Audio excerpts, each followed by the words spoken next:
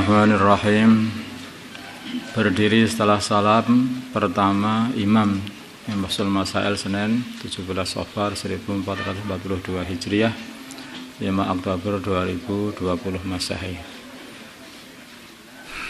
Ada seorang makmum masbuk yang ketinggalan oleh imamnya. Yang tertinggal satu rakaat atau lebih, maka ia wajib menambah kekurangan rakaat. Sebagian dari mereka ada yang berdiri setelah salam kedua imam, dan sebagiannya lagi ada yang berdiri setelah salam pertama imam. Di imam salam pertama itu Assalamualaikum warahmatullahi, langsung berdiri, ada yang begitu. Assalamualaikum warahmatullahi, Assalamualaikum warahmatullahi, baru berdiri.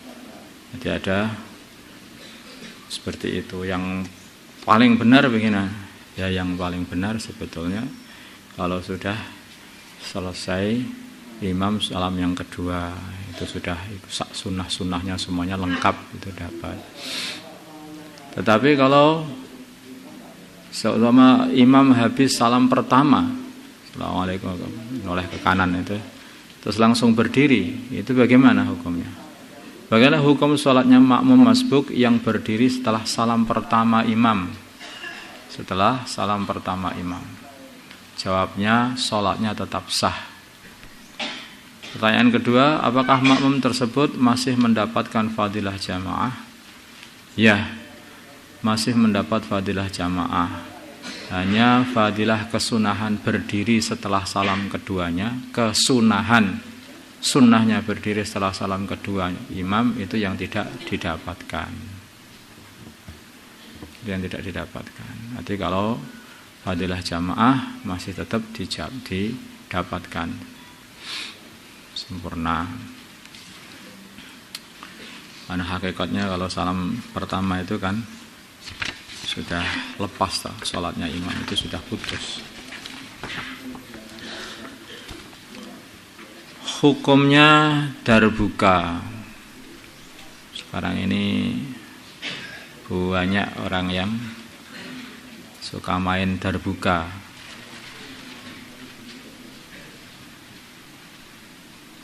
Darbuka itu adalah satu alat musik yang perutnya itu kecil, kemudian ada alat musik pukul, tapi bagian perutnya itu mengecil, pinggangnya mengecil, terus belakangnya membesar lagi gitu.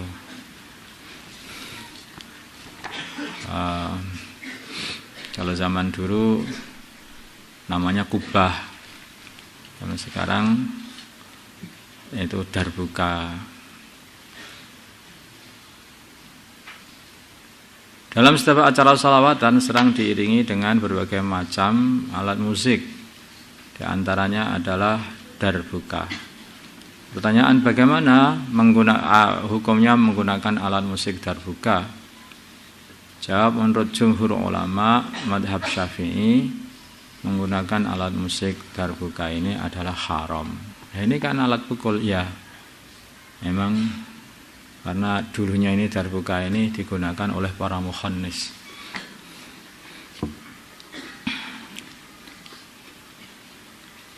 Akhirnya itu tidak pantas untuk digunakan, tidak baik. Kubah itu. Sekarang malah banyak lomba-lomba menabuh darbuka ini. Wallahu a'lam. Ini yang untuk hati-hatinya begitulah, nggak usah menggunakan darbuka. Karena dulu itu oleh para ulama dianggap perkara ini perkara yang tidak baik, karena yang menggunakan orang-orang fasik dulu yang menggunakan itu. Walaupun sekarang mungkin banci-banci itu tidak menggunakan ini atau bahkan nggak bisa mukul alat ini. Tetapi dulu sama ulama dikatakan itu alat musiknya orang-orang yang fasik, maka nggak usah digunakan lah. Untuk baiknya seperti itu, nggak usah pakai banyak alasan. Sekarang mau laki-laki gotot-gotot semuanya orang kuat-kuat yang dengan itu nggak usah. Penting Nah, seperti itu.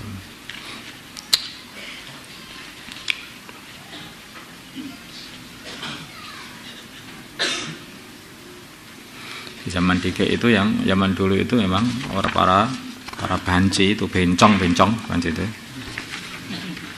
Para bencong itu, nah, bencong itu kan orang-orang LGBT ya. Nah, jadi orang-orang fasik itu, jadi nggak baik, nggak baik lah, salah dipakai oleh orang-orang dulu, alat musiknya orang-orang yang tidak baik. Tidak ada yang memakai itu kecuali para bencong zaman dulu. 3. Pemberian orang kafir untuk pembangunan masjid. Bolehkah menerima sumbangan atau pemberian orang kafir untuk pembangunan masjid? Jawab, asalkan tidak dikhawatirkan menimbulkan bahaya dalam agama, maka boleh. Ya, hal seperti ini ya harus betul-betul disaring, diteliti betul. Kalau sekiranya kurang yakin ya tidak usah menerimanya saja. Tidak usah menerima.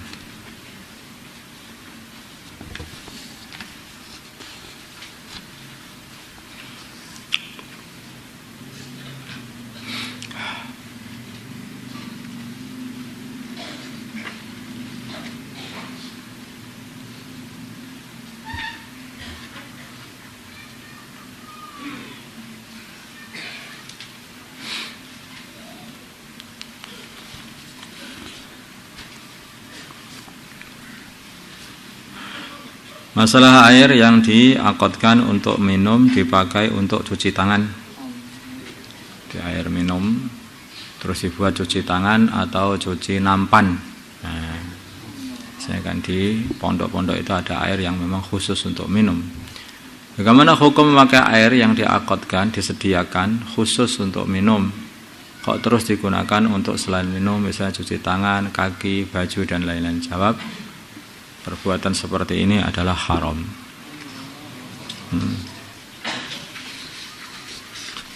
Yang seharusnya ini anak pondok harus tahu seperti itu.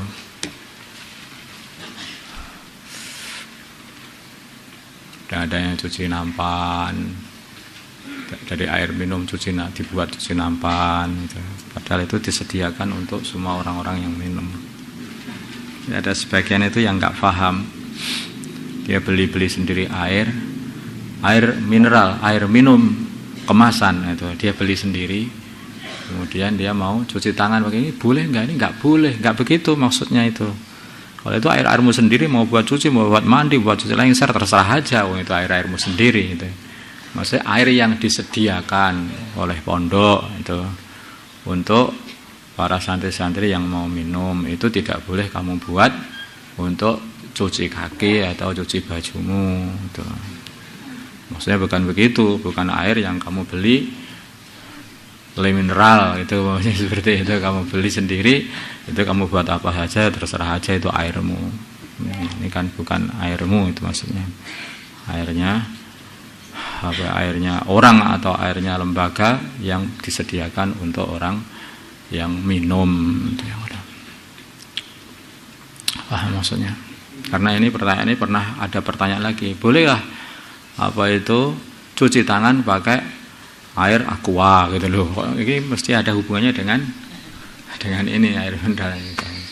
Jadi bukan maksudnya air minum itu air yang disediakan oleh seseorang, seperti mungkin ketika jur kemarin itu kan banyak orang-orang kampung yang menyediakan air minum di pinggir jalan itu, kendi-kendi begitu itu. Kamu ambil kendinya buat cuci kaki umpamanya seperti itu, cuci sandal mulai itu haram itu. Kalau kamu punya kendi sendiri, kamu isi sendiri dengan airmu sendiri, kamu buat wudu, kamu buat nyuci atau apa, itu enggak apa-apa itu. Nah, itu airmu sendiri, bukan air orang yang disediakan untuk orang-orang yang lewat untuk minum. Allahumma shalli ala sayyidina Muhammad wa ala sayyidina Muhammad.